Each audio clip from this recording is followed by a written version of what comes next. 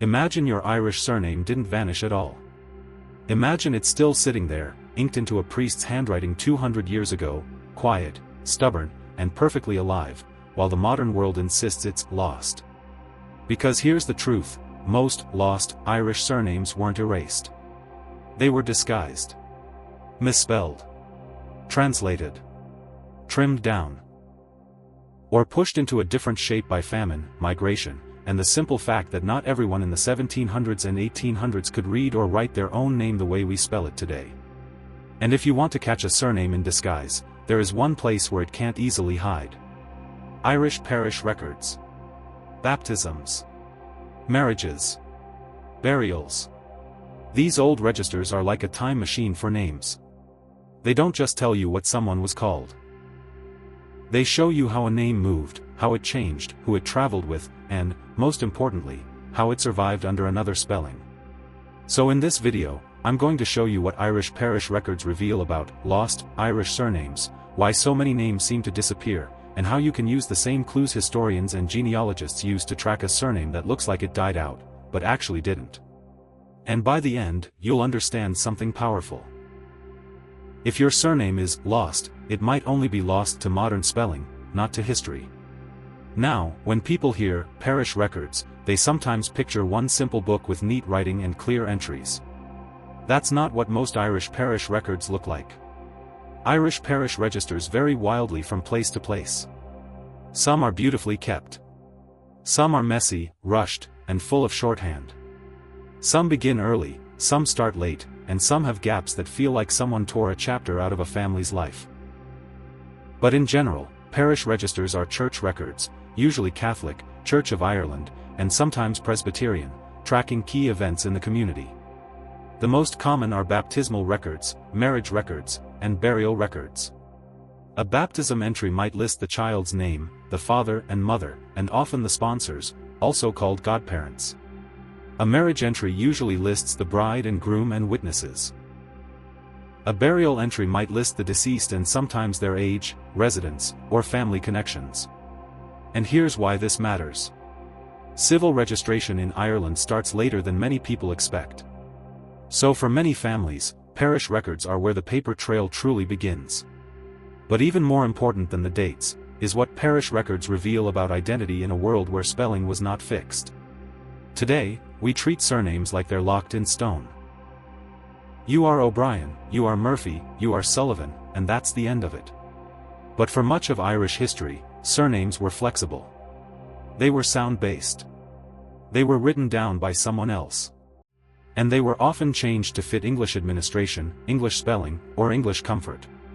So the first thing we have to do is define what lost surname really means. When people say a surname is lost, they usually mean one of three things. First, the surname becomes rare in a specific area. Maybe it used to show up constantly in a parish, then later it disappears from census records, land records, and modern phone books. Second, it stops appearing under that exact spelling. It looks like the line ended. But the family might still be there under a different spelling. Third, it fades after a major event, especially the Great Famine, when death and migration emptied entire communities. So the surname didn't necessarily go extinct. It became hard to recognize. And parish records are the place where you can watch that happen in real time. Now let's talk about the main reasons Irish surnames go lost, because once you understand the reasons, you'll start seeing the patterns everywhere. One reason is spelling drift. A priest writes what he hears. One week he writes it one way, the next week he writes it another way. Different priests have different habits. And even within the same parish, the spelling can change depending on who is holding the pen. Another reason is anglicization, when a Gaelic name is reshaped into an English-friendly form. Sometimes it's a direct translation. Sometimes it's a sound-alike. Sometimes it's a total reinvention. And then there's the pressure of administration, landlords, courts, tax systems, and later emigration paperwork. A name might get standardized to satisfy English-speaking officials. Another huge reason is migration. Families move from one county to another. Or they leave Ireland entirely. Often to Britain, America, Canada, or Australia. And when they arrive, officials spell their name the way it sounds to them. A final reason is record loss and gaps. Ireland's record history is complicated. Some parish registers are missing years. Some are damaged. Some begin after you wish they began. And when you combine gaps with surname changes, it can feel like someone's story just ends. But here's where parish records become almost magical. They don't just record names. They record relationships. And relationships are harder to disguise than spelling. This is where the clues come in. And these clues are exactly what parish records reveal about lost surnames. The first clue is sponsors and godparents. In baptism records, sponsors are often relatives. Not always, but very often. They might be siblings of the parents, cousins, neighbors who are closely tied to the family, or members of the same extended kin group. If you see the same sponsor names repeating across multiple baptisms, you're not just seeing names, you're seeing a network. And networks can confirm identity when spelling cannot. The second clue is witnesses at marriage. Marriage witnesses are frequently family members. You may see a brother, a sister, a cousin, or a close associate. And again, the witness names create links that help you track a family across spelling changes. The third clue is location. Even if parish records don't always list townlands, many do. And even when they don't, a priest may note a residence, or later records may allow you to triangulate a family's location. Townlands are incredibly powerful. If your surname changes spelling, but the family remains in the same townland, the odds are high you're looking at the same people. The fourth clue is the handwriting signature of a priest. This might sound strange, but it matters. Some priests consistently drop prefixes like O or Mac. Some priests Latinaize names. Some priests have particular spelling quirks that show up again and again. So if a surname changes spelling in a certain period, sometimes it's not because the family changed, it's because the priest did. And then there's another clue, first names. Irish communities often repeated a small pool of first names. That can create confusion, but it can also confirm a match when you see the same pattern. Like a father named Patrick, a son named Patrick, and a sponsor named Patrick, all appearing around the same townland. Now, let's step into the heart of the mystery, surname shape-shifting. One of the biggest reasons Irish surnames seem to disappear is because Gaelic naming patterns collided with English spelling. Think about prefixes. O, meaning descendant of, often becomes O. But sometimes it gets dropped entirely. Mac, meaning son of, sometimes becomes MC or M. Sometimes it stays. Sometimes it disappears.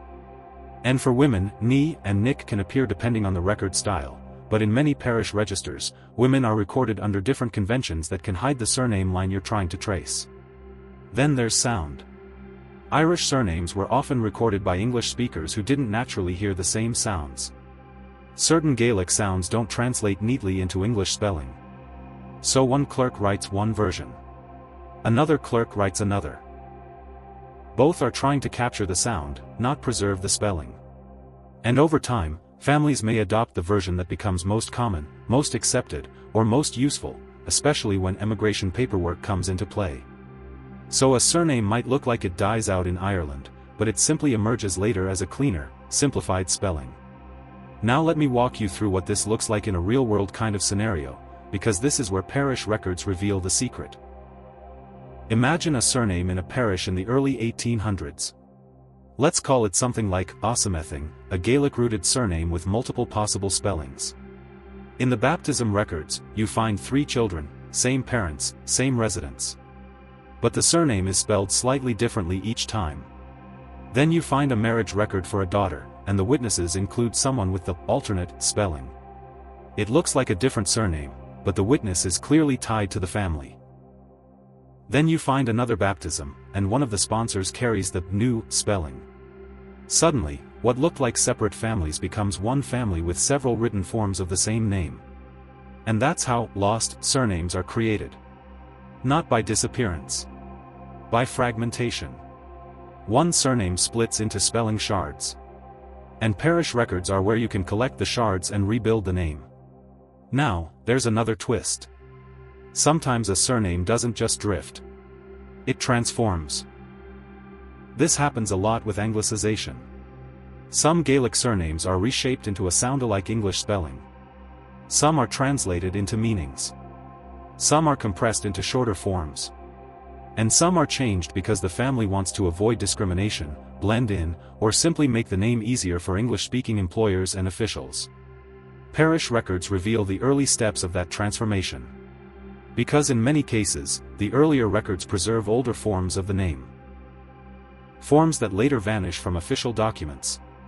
This is why people can go looking for their surname in modern records and come up empty. They're searching for the final form. But parish registers show the earlier forms. They show the name before it got smoothed out. Now let's talk about the Great Famine, because no conversation about lost Irish surnames is complete without it. The famine years and the decades around them created massive disruption. Deaths. Evictions. Workhouses. Emigration on a scale that ripped family networks apart. In parish registers, famine impact can show up as gaps, sudden drops in baptisms, or patterns in burials. And it can create the illusion that a surname ended. Because in one parish, it may have ended. But the surname didn't vanish from the bloodline. It moved. A family left a parish in Mayo and reappeared in Liverpool. Or Glasgow. Or New York. Or Boston. Or Newfoundland. And the surname often reappears under a different spelling. Sometimes a simplified spelling chosen by an official, sometimes a spelling chosen by the family themselves.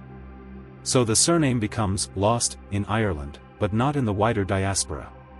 And parish records help you spot the moment before the disappearance, the last baptisms, the last marriages, the last visible cluster, like the final footprints before the trail crosses an ocean.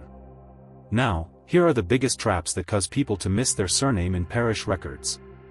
Trap number 1. Believing one spelling is the only spelling. If you search only one spelling, you may be ignoring the 4 or 5 other spellings the priest used for the same family. Trap number 2. Ignoring witnesses and sponsors. People focus on the couple getting married, or the baby being baptized, but the witnesses and sponsors are often the gold. Those extra names can connect the dots across spelling changes. Trap number 3. Searching only within one parish. Families married into neighboring parishes. They baptized children where the mother's family lived. They moved for work. They crossed parish lines. So if the surname seems to stop in one parish, it might continue next door. Trap number 4. Not thinking in townlands. If your family is tied to a specific townland or cluster of townlands, that location is like an anchor. Even when spelling changes, location can confirm you're on the right line. Trap number 5. Forgetting how repetitive first names are. In Irish records, you might see multiple Johns, Patricks, Marys, Bridgets, and Michaels, sometimes within the same extended family. If you don't use the additional clues, you can attach your line to the wrong family simply because the names look similar. Now, let's make this practical. If you want to use parish records to track a lost Irish surname, here's a method that actually works. Start with the oldest confirmed ancestor you have, someone you're certain about from later records. Then identify their parish, or the closest parish you can pinpoint. Next, search for baptisms and marriages for that surname, but do it with a mindset that your spelling might be wrong. As you find entries, build a list of variant spellings. Write them down. Every time you see the surname written differently, add it to the list. Then, pay attention to the fingerprint, names, witnesses and sponsors that repeat. If you keep seeing the same sponsor names across multiple baptisms, that's a clue you're looking at one extended kin group. Then cross-check by location. If the records list a townland, follow it. If they don't, track patterns in sponsors and witnesses that cluster around a family. Once you have a network, the surname becomes easier to recognize, because it stops being just letters. It becomes people. And people leave trails. Finally, if your line disappears around famine years, widen your radius. Look at neighboring parishes. Look for marriages where the name appears as a witness. And if your family emigrated, remember the surname may reappear abroad in a simplified form. In other words, don't chase one spelling. Chase the family network. Because the real secret parish records reveal is this. In the past, surnames weren't fixed labels. They were living sounds. And the records preserve those sounds in multiple forms. That's why a surname can look lost in modern indexes, but still be present in the original registers. And that's why so many Irish families have a surname story that feels confusing, because the name you carry today might be the final form of a surname that went through multiple identities before settling. So let me leave you with a powerful idea. If you've ever looked for your Irish surname and thought, it's like it vanished, don't assume the line ended. Assume the spelling changed. Assume the priest wrote it differently. Assume the family adopted an English-friendly form. Assume it moved. Because in Irish parish records, the past is rarely silent. It's just written in handwriting you haven't learned how to read yet. And once you start reading it the right way, watching sponsors, witnesses, locations, and spelling variants, those lost surnames stop being mysteries. They become stories. They become families again. Now, I want to hear from you.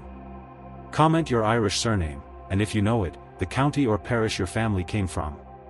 And I'll tell you what kinds of spelling variants, prefix changes, and parish record clues you should look for first. And if you want a follow-up video, tell me this: would you like me to cover the most common Irish surname transformations that trick people? Especially the ones that confuse DNA test results and make families think they're not related? If you found this helpful, hit the like button, subscribe for more deep dives into Irish history and ancestry, and I'll see you in the next one.